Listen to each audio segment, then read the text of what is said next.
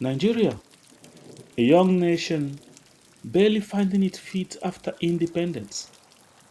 The air was thick with hope, and the promise of unity echoed across the land. But beneath the surface, distrust was growing. Lines were being drawn between tribes, between regions, and between soldiers who once fought side by side. And in the middle of it all stood one man, a soldier, a leader, a man whose courage in tragedy would forever shape the history of Nigeria. His name was Major General Thompson Thomas Umunnakwe Aguiyi-Ironsi. Welcome to the Bedside History Stories.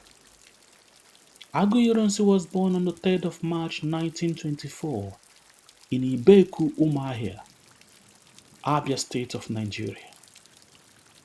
From a humble Igbo Catholic family, young Johnson grew up disciplined and determined.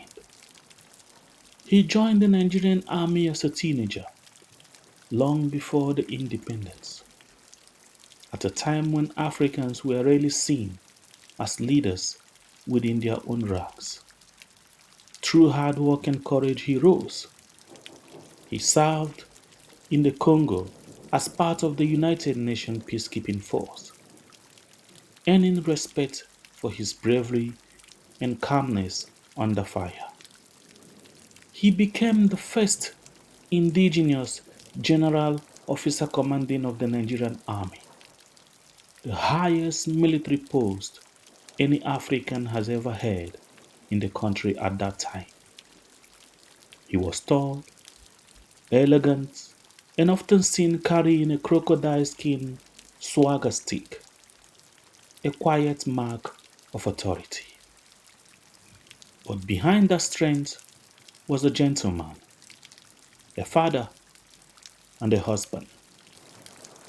He was married to Victoria Aguiyi-Ironsi, his lifelong companion, and together they had children, including a son named Thomas. To his soldiers, he was a commander. To his wife, he was a protector. And to his nation, he was a symbol of hope, proof that Nigeria could lead themselves. But in January 1966, the hope of democracy collapsed. A group of young army officers staged Nigeria's first military coup, killing top political leaders, mostly from the northern side and the western side of Nigeria. The country was thrown into confusion. And when the dust settled, Aguiyi-Ironsi, the most senior officer alive, was left standing. He stepped in to restore order. And on 16th of January 1966, he became the head of state of Nigeria. He wanted unity. He wanted peace. He wanted to end the tribalism that was tearing the young nation apart. But not everyone believed in him.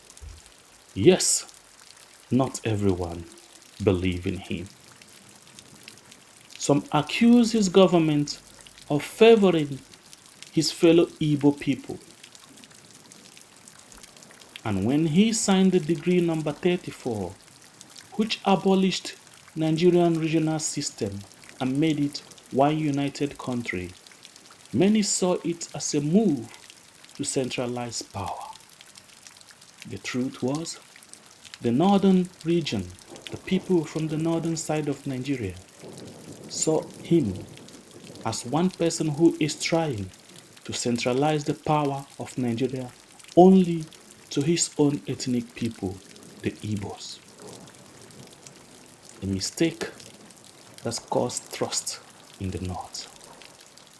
Whispers grew into anger, and anger turned into rebellion. The northern side of Nigeria became angry. It was in July 1966. Aguiyi-Ironsi has traveled to the western Nigeria, visiting Ibadan, hoping to calm the nation's growing tension.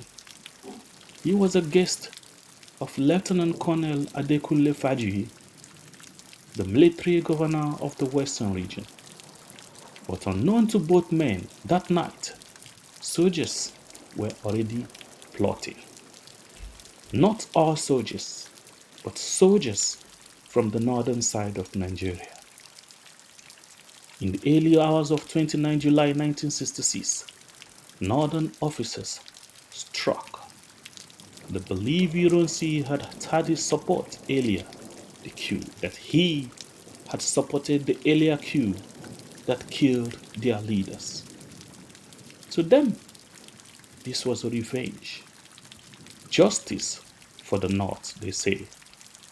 Before dawn, gunfire echoed through the government house in Ibadan. Aguiyi-Ironsi and Fajuyi were seized by the mutineers. They were dragged out, beaten, taken away in a military vehicle, down the road into the bush. And there, away from the whole world's eye, away from the eyes of all Nigerians, they met their end. The two men were stripped of their uniform and executed by the firing squad. No trial, no mercy, no discussion. Only the cold silence of the forest and the sound of betrayal. Aguiyi-Ironsi was just 42 years old. The news of his death broke. Nigeria wept and trembled. The coup sparked deep ethnic hatred. Thousands fled their homes. The military was divided. And just a year later, the nation would descend into civil war. A war that claimed millions of lives. A war that is today known as the Biafra War.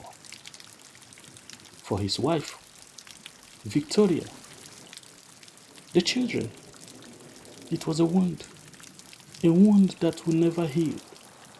She lived for decades, carrying the pain of that morning, the day soldiers came for the husband, and that day changed her life forever. Aguiyi-Ironsi's story is one of the honors and heartbreak. A man who believed in unity, but was swallowed by division. A soldier who fought for peace, but was consumed by violence. In his rise, he saw the dream of a nation. In his fall, we saw the warning that power built on fear cannot stand.